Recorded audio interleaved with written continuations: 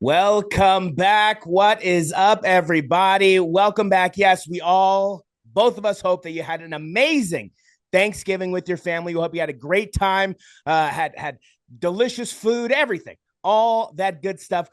We're out of Thanksgiving. We're moving now closer to Christmas. Christmas is going to be here before we know it, but we had some amazing action that happened this past weekend.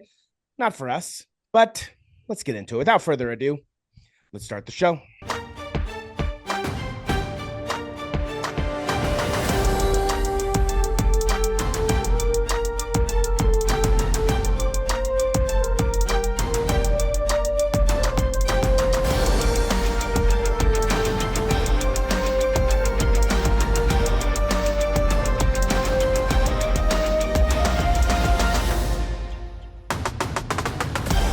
Welcome back. Welcome back to the good and the bad, the ugly. Yes, it is time to review the week that was this past week in the NFL week number 13. It's time to break it all down. I mean, man, oh man, what a week of football. Thursday, we had some action. A little bit of snooze fest. One of the most egregious things you'll ever see in your entire life took place. It was rectified the very next day. And then Friday, our Black Friday football extravaganza was everything but that, thanks to the referees. And then Sunday and Monday, we had some good games. And to break those games down, he's always here. He's joining me. He loves it. He is none other than Mr. Brandon Sullivan. And I am Jacob Cutler, right? Together we make the sports guys. Brandon, how are you doing, my friend? Welcome back. Happy Thanksgiving. I hope it was good. How you doing, my friend? Yeah, I'm doing good. Yeah, it was a good Thanksgiving. Visited grandma, so I hope you had a good one as well. Yeah, visiting family went good. The weather was great. I hope the weather in Arizona was good. I'm sure it was because it's Arizona. I'm glad you had a good time. We had a good time. We're back. And we're here. We watched some football. You watched some football. So let's just get into it. Let's quickly remind you how we did last week. Let's put it up on the screen. Solid week, absolutely solid week for yourself. 11-5, 1-0 on your guaranteed victory, thanks to the Chiefs on the Black Friday football game. And then for myself, 12-4, 1-0 on my guaranteed victory, thanks to the Lions holding on by the skin of their teeth. What a game, and what a choke job. Another choke job by the Chicago Bears. Overall for the season, that puts us at, for yourself, 125-70. 9-4 on your guaranteed victories. Solid season. For myself, 119-76, 11-2 on my guaranteed victories. We keep it rolling. Let's wipe those off the screen and let's get into it. So, my friend, there were so many things that took place. So many things, the Matt Eberflus situation, he's gone, fired, thank God. We had the ref situation in the Kansas City Chiefs game, again getting bailed out. We had some absolute barn burners on Sunday. I mean, we had two one-point games that came down to the wire. The afternoon games were exciting. And then the Monday night game capped it off. I mean, man, oh man, what an absolute fireworks display by both young quarterback Bo Nix and veteran Jameis Winston. I mean, an absolutely electrifying game. But there was something else that happened on Sunday. It's over. It's over, my friend.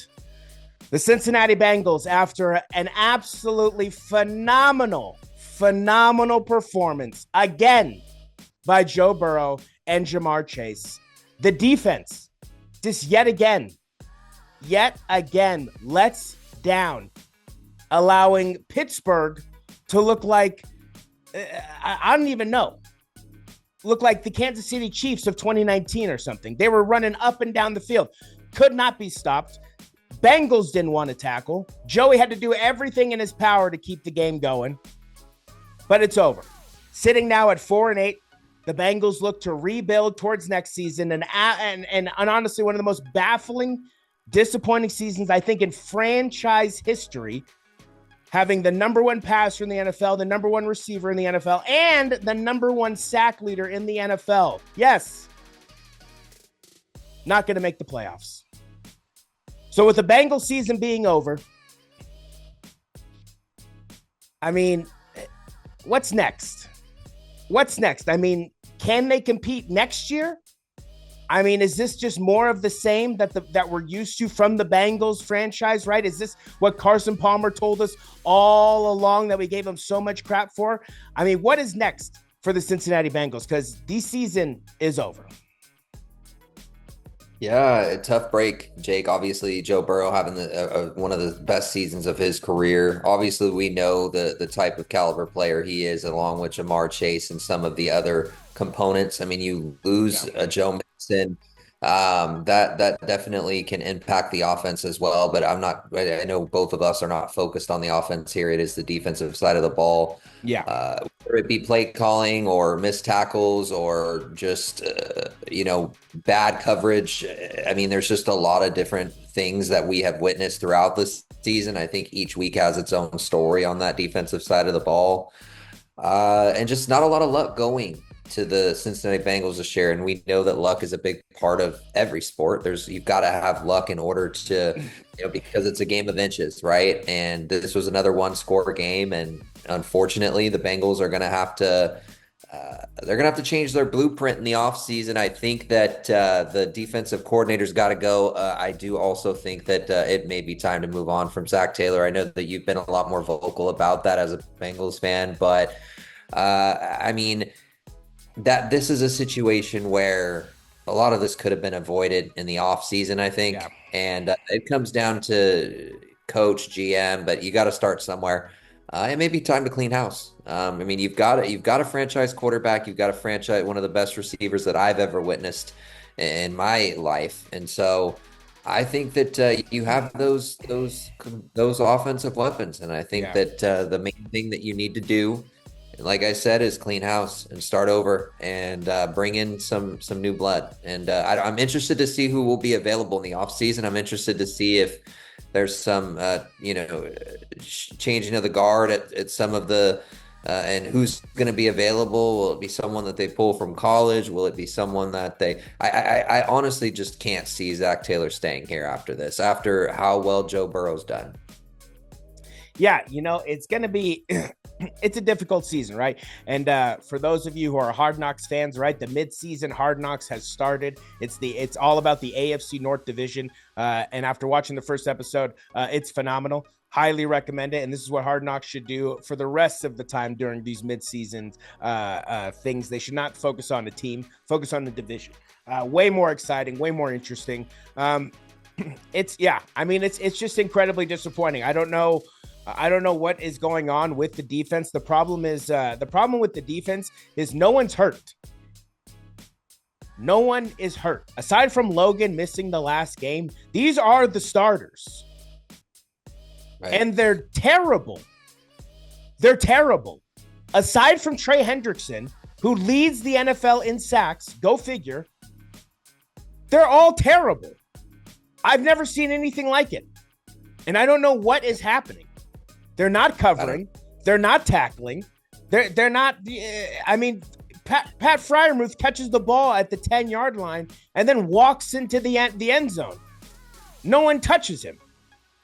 I don't know what we're doing. I don't know what the defense is doing. You have heart. You gotta have heart. And to your point, and to kind of expand off what you're saying is, I just kind of had a realization about your defense. There's a lack of heart, and you got to have heart. You got to put in the effort, and you've got to be willing to make those plays. And it doesn't seem like anybody on that defense is willing to sacrifice or give it their all. Aside from Trey, I mean, I don't understand. I absolutely do not understand. You have the best offense in the NFL. I mean, I don't know. Russell Wilson to throw for 414 yards, that just to me shows that the defense does not have heart. That's all I got to say. It's a baffling, disastrous of a season. That's basically how I would describe it. It's unbelievable. I mean, Joe Burrow is most likely going to lead the NFL in yards, maybe even passing touchdowns, and maybe even passing attempts. or completion percentage. But definitely, he's most likely going to lead in yards. And Jamar Chase, We'll see. I mean, they may not have him play. I agree. Week 18, yeah. Week 18, yeah. Yeah. So I mean, which is true. They may not have him play. And with the way that the AFC is looking right now, it definitely looks as if that's going to come down to week 18. That division, the seeds, the who's going to win each division, the playoff seeds, all that stuff. That looks like that's going to come down to week 18 based on just kind of the caliber of teams that, I guess, the 7 teams that look like they're going to make the playoffs in the AFC. I just would hate to see a Drew Brees type situation where you have a guy who, I mean, obviously Drew Brees wasn't the caliber of quarterback at the time when he was with the Chargers as Joe Burrow is with the Bengals.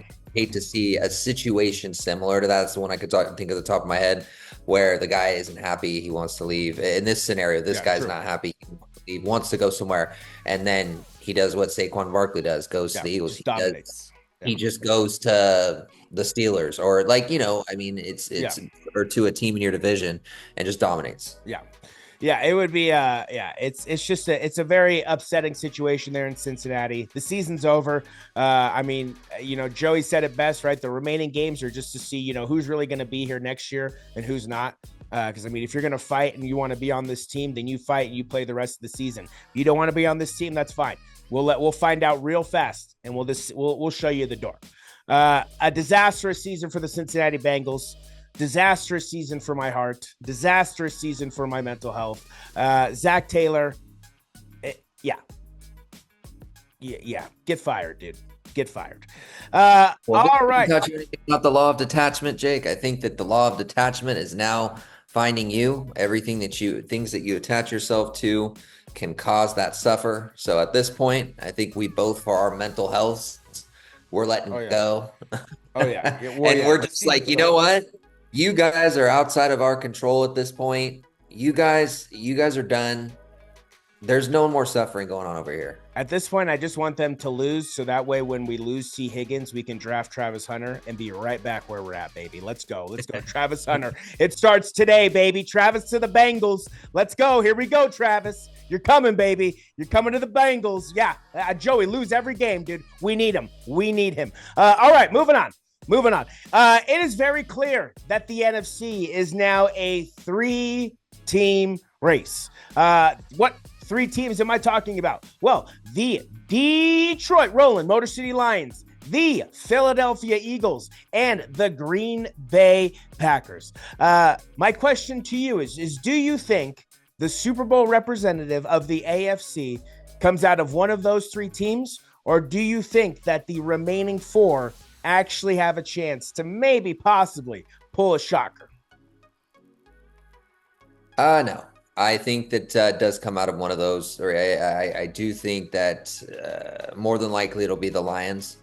But I do think that as far as the 3 teams that you listed, I feel are the Minnesota could surprise some people. I don't know how I feel about that. I would say that of the 4 other teams, I feel like Minnesota would have the best chance to shock. I think all 4 of them would be a shock, but yeah, I think you were spot on with those 3 teams you listed. Philadelphia, obviously with Saquon Barkley playing the way he is, and then the defense. Yep. And then Green Bay, they're just having a good year, and they're right there, right in the nick of things.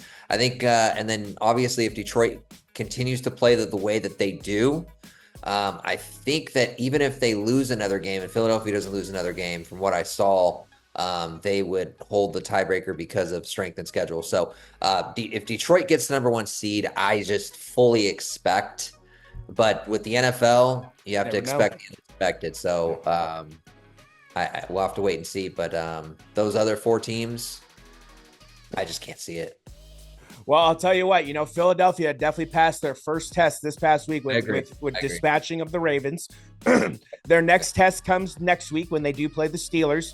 So I think it's kind of setting up in this sense, right? Where, the Eagles are now getting their test in terms of, you got the Ravens and Steelers. The Lions are just about to get their test with the Packers and the Bills. The Packers are going to get their test with, I believe it's the Bills, and I think they actually have somebody easy in week 15. But I know they have the Lions, obviously, on Thursday Night Football to kick us off in Week 14.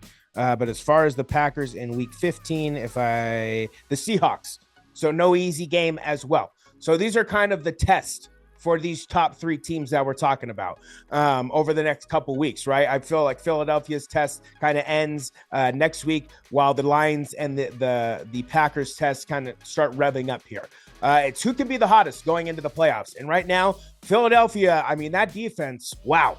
I mean, Cooper DeJean, one-on-one, tackling Derrick Henry, and not even tackling, but picking him up and putting him down was very impressive. I was like, what the heck just happened? Because I've never seen that before, especially on Derrick Henry. I texted you this. I said, I think all this proves is that the Ravens were, I don't want to call them fraudulent, but the Ravens they're not ready. They're not there yet. And this was their moment. This was their test, right? Brandon and I like to say that it's their prove it games, as we like to call it. So, and the Eagles proved it. This is what Brandon has been talking about for weeks. Yeah. Like the Eagles whack schedule. And this, like, let's see what happens when they actually play a real team. They went down 9-0 and they just beat the brakes off of them basically after that. So I think it's going to be interesting. I think it's going to be very interesting. I think the Packers 1,000,000% are the sleeping team in this whole equation. I think if the Packers get hot just like they did last year, right? The Packers are a couple plays away from beating the Niners last year. I mean that's essentially what happened. It's a couple plays. It wasn't like the Niners overwhelmingly beat them. I think I am very excited to see what happens with this race. The Detroit Lions obviously are my favorite. I've been on them the entire season. We have been on them the entire season. But the Eagles. Unfortunately, Philadelphia of all teams that we don't want to do anything, the Philadelphia Eagles are making statements. They're going to get another prove-it game against the Steelers here next week. The Lions obviously have the Packers, which is going to be a very exciting game to kick us off. And then the Packers, right? This is their moment. This is their chance. They can make the NFC North very interesting to end the season. And the only thing I'm worried about, and I do think the Eagles do drop one more game here, at least one more game before the end of the season. The only thing I'm worried about is the line that how competitive the NFC North is, and you can't lose a game. One of those teams is going to lose a game, and then I'm just worried that the Philadelphia is going to somehow sneak into that 1 seed and get the bye. And Detroit now is going to have to. It doesn't get the bye, has to play. We'll see what happens. The only difference is I think if it all ties, I know it's strength of schedule, but there was something I heard today where something with the Eagles or the Packers. I'm not too sure. I don't want to just be spreading misinformation, but again, it could be very, very interesting. Very interesting to wrap up the end of the season here with the NFC North with those three teams. And then also to wrap up the top three spots in the playoffs as it stands. And I know the Packers are not in the top spot. I know the Vikings are up there, but still, NFC North, man, three teams representing. Did not expect that heading into this season. And lastly, the last thing I want to pick your brain about. Plagued with injuries, just an absolute hangover of a season. The San Francisco 49ers, while not eliminated, are on the cusp of packing it in for the season. Christian McCaffrey re-injuring his knee in that game, done for the season. We have Nick Bosa, who I believe is going to be out again. Trent Williams, God, my God, man. What did the 49ers do, God? I don't understand. What did they do? I mean, one player gets shot. Another player loses his 1-year-old daughter. Another player loses their newborn son. I mean, what's going on? What karma? What did the 49ers do to deserve all of this? So obviously with Trent Williams grieving at the loss of his newborn son, absolutely terrible situation. He will be away from the team, obviously, probably for the rest of the season. Charvarius Ward just coming back looking like a shell of himself. I mean, just really, I don't know. I respect for him coming back because obviously he's got to try and get his mind off of that situation. But just stay home, bro. Just stay home. I mean, I get it. I get it. But at the same time, some things are bigger than football. That just stay home. Ricky Paracel, with everything that happened, having no camp. I mean, getting basically zero separation from these receivers or from these cornerbacks. Brock Purdy going down with an injury, now being up and down. It's just not the season. So the questions. The rumor mill has begun. One of the little birdies chirping out there, and I want to get your thoughts. And I just unbiased opinion. I want you to think about it for a second. There have been chirps out there that the Chicago Bears are going to try and pull a Tampa Bay Buccaneers and quite possibly look to trade for Kyle Shanahan to pair him with Caleb Williams. Kyle Shanahan and the Niners looking. I understand one season, but the divorce looks like it's on the horizon. Doesn't look like it's this season, obviously. May not even next season, but it looks like it might be coming because the window's closing fast. So you get a notification. Kyle Shanahan has been traded to the Chicago Bears for 2 first-round picks, a third-round pick, and a 2027 fifth-round pick. Your thoughts? I think it's horrible. I think it's terrible. I think that the Niners have had so much success under Kyle Shanahan, and despite us coming up short, I mean, I just can't put it all on the head coach. I know that a lot of people want to do that, but I don't know. The defense gave up 21 points at the end of the Super Bowl. The Brock Purdy got hurt in the NFC Championship game. Jimmy Garoppolo turned the ball over against the Rams. We had opportunities to win all of those games, and I just can't put it all on. I mean, the defense had multiple chances to try to stop the Chiefs at the end of that game, despite, I just, could Kyle Shanahan have coached those games better? Sure. I mean, we could go back and woulda, coulda, shoulda with everything. Do I think that he had no fault in those Super Bowls? No, I'm not saying that. But I think that we've had so much success. And if we were to release Kyle, trade Kyle, whatever, teams would be chomping at the bit to get him. And this season, it goes to show that I think a lot of these fans are fair weather bandwagon fans, just watching it. I don't think that a lot of people saw what happened with Jim Harbaugh. People were calling for his throat when we go 8-8 because we had been so successful before, and look where that landed us with Jim Tomsula, with Chip Kelly, with all nightmare. It was a nightmare. And then Kyle came in, and he had a rough start to his season because a lot of the players weren't accustomed to winning. We had a lot of rookies. We had. We had George Kittle his rookie year. I think that was his year. We started off 0-9, 0-10. Then we traded for a quarterback. We got Jimmy, and then we won every game. So I think it's an absolute awful thing if the Niners were to get rid of Kyle Shanahan. I mean, I would rather be relevant and competing for Super Bowls than being absolutely terrible. And Brock Purdy is who he is because of Kyle Shanahan.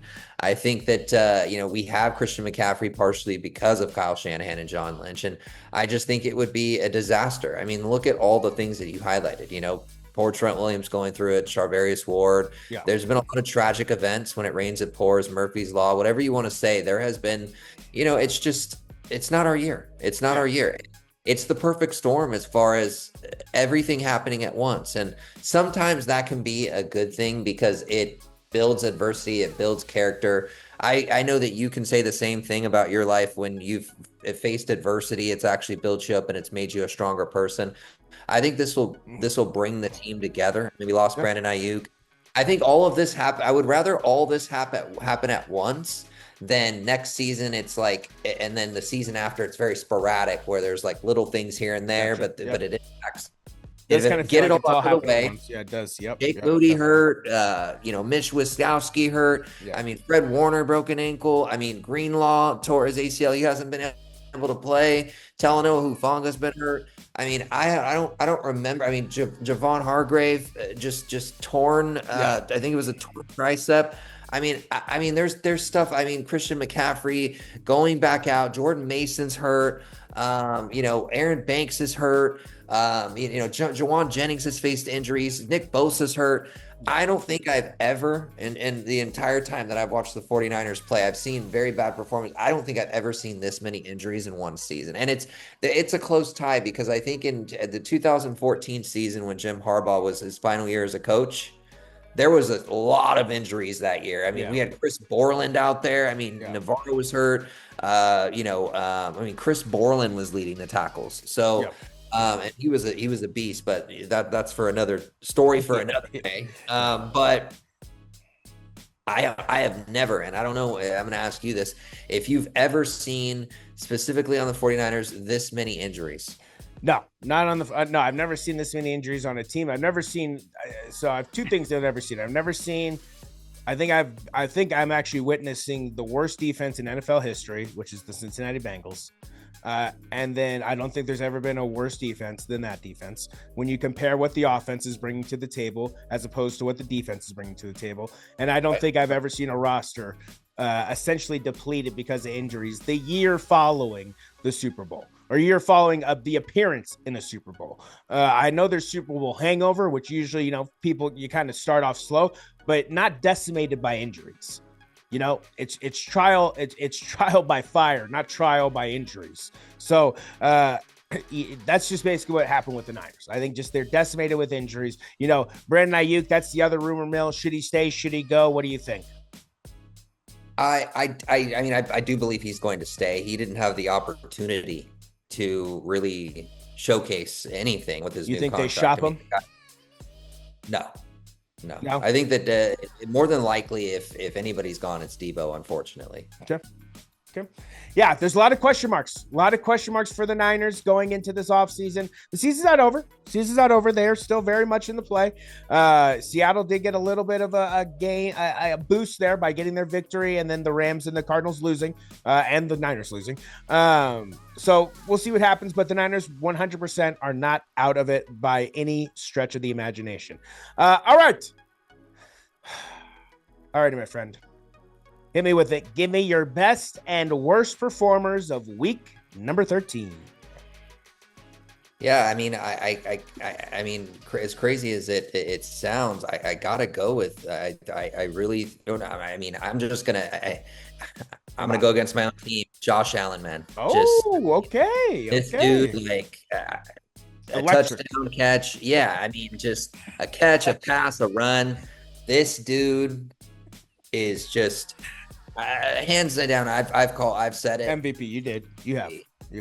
I personally think that this guy's incredible, man. Oh yeah. I mean, I could not believe that play, and it just sucks that it's like it's a highlight reel against my team again. You know what I mean? Like I feel like there's been so many weird plays that have happened against the Celtics and the 49ers. Where dude, what is going on with our freaking team?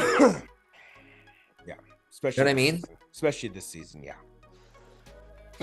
Yep. And worst performer to the New York Jets. How do you go up 21-7 and another team, another point, another point, and maybe that's my aggression going out on that. But you're up 21-7, and then you don't score another point for the remaining 3.5 quarters. I don't understand it. I don't know how you don't even get one more point when you're up 21-7.